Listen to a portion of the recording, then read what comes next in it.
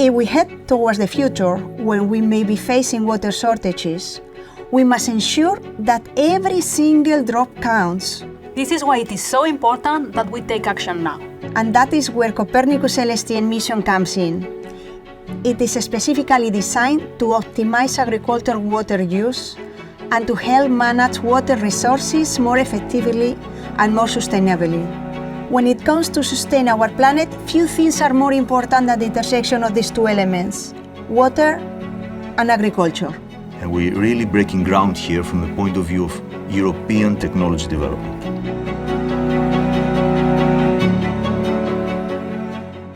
Together with the European Commission, we are building a dedicated Copernicus mission to give us the tool, the science, and the data that we need to prepare and adapt our agriculture and water sectors for the future climate and environmental conditions. My name is Ana Bolea-Lamagnac, and I am the project manager of the LSTM mission within the Copernicus program in ESA. With Copernicus LSTM, we are going to measure very precisely the variability of a parameter called land surface temperature, hence the name of our mission, LSTM. Effectively, this is the temperature of the skin of the Earth where most biological processes take place. And we will do that on a truly global scale. Imagine that you have scattered over the surface of the land, in every corner of this planet, a thermometer every 30 to 50 meters apart. If you think about it, this will be in fact a remarkable number of thermometers, more precisely, tens of billions of them. Imagine now that you can read all those thermometers during each day, every day, continuously and reliably. It sounds like an intensive care unit, doesn't it? And in fact, it is. It turns out that temperature is in fact the key metric of a specific process taking place continuously on the skin of the Earth, which is called evapotranspiration. My name is Elias Manolis. I'm the payload manager of the LSTM mission, therefore I'm the instrument responsible. Evapotranspiration is the combined process of water evaporation and water transpiration through the plants and towards the atmosphere. It is an essential mechanism to secure the well-being of our plants. This metric is key to understanding how much water is being consumed by plants and how much is evaporating from the soil. This is also one of the most important indicators of land degradation, which is unfortunately progressing at an alarming rate. In Europe alone, during the last 2 decades, we have been severely affected by droughts due to low precipitation, high evaporation, and heat waves. It is estimated that around 4.5% of Europe's territory has been affected by this, and this number goes up to 20% in the very dry years in certain countries.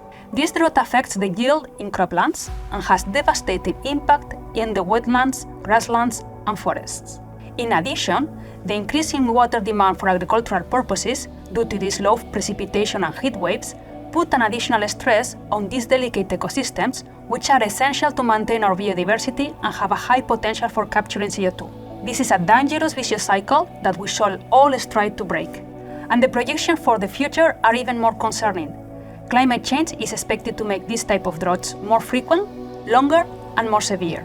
Agricultural water scarcity is expected to increase in more than 80% of the world's croplands by 2050. You can imagine what sort of devastating consequence this may have on agricultural productivity, land value, water availability, biodiversity, and even on the financial markets and European and global economy.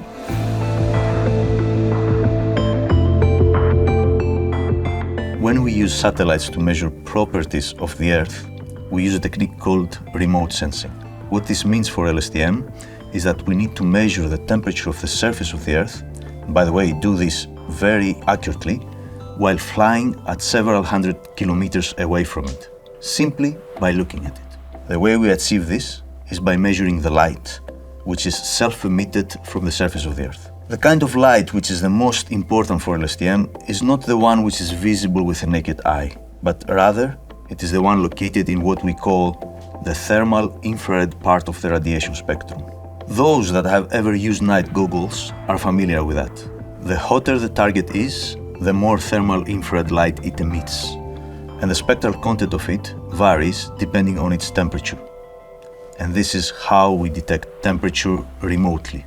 The mission and the instrument of the Copernicus LSTM are incredibly powerful and will enable us to gather valuable observations in ways that were previously not possible. The data will be provided at a high resolution, 30 to 50 meters, to correspond to the level of the individual agricultural fields. This is one order of magnitude better than any other operational mission offering similar revisit times. And for temperatures in the range of minus 70 degrees Celsius to more than 180 degrees Celsius, with an accuracy better than 1 degree.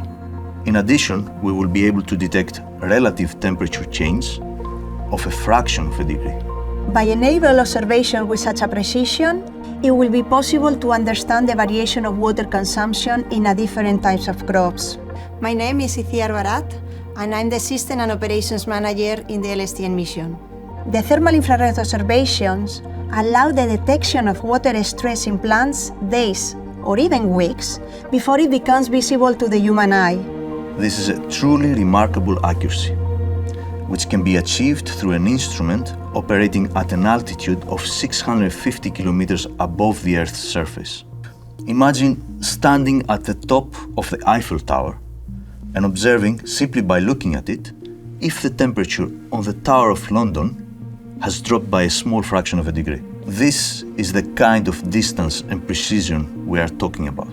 But to make a real difference, this information needs to be available systematically, on a day-to-day basis, to every single farmer that wants to use it. This is why we designed the Copernicus LSTM as a system of two identical satellites which will fly in a constellation. In this way, we will be able to provide data every 1 to 3 days, depending on the cloud coverage, with a local observation around midday over Europe. That is exactly the time of the highest heat stress for the crops. Note that frequent measurements of the same target on Earth is essential if we are going to monitor evapotranspiration with a high level of confidence.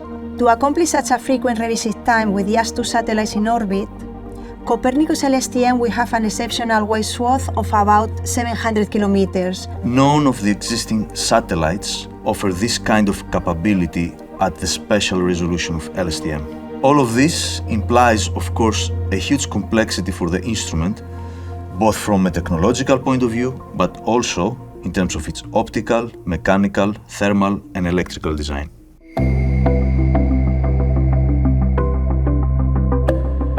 The scientific instrument on board the Copernicus LSTM is called the Land Surface Temperature Radiometer.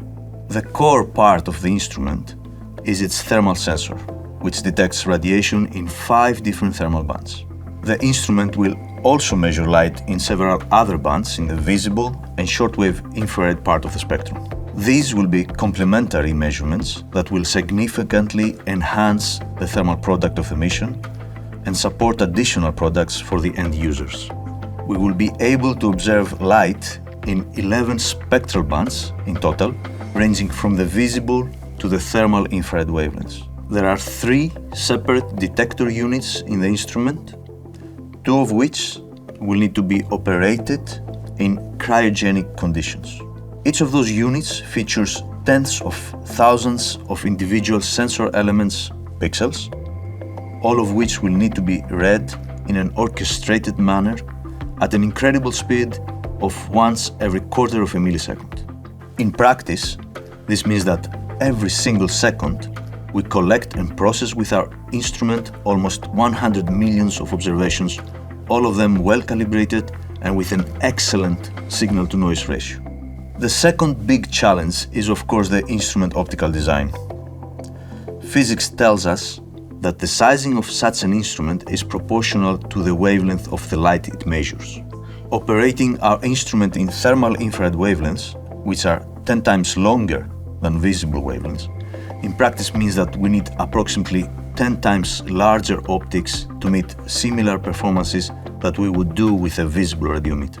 Another tricky challenge relates to the pointing stability of the instrument, because exactly of its very wide swath, the only way possible to observe the Earth in this mission is using a large scanning mirror.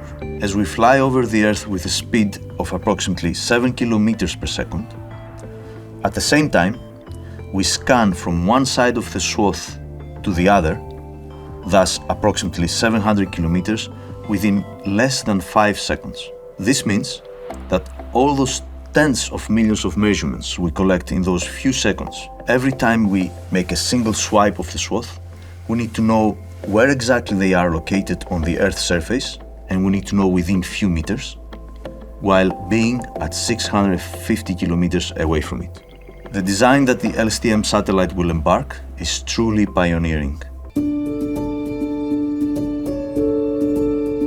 Let's say that you are a farmer and you want to know how much water your crops need. With the data from Copernicus LSTM mission, you can know exactly how much water your crops are using and when they need to be irrigated.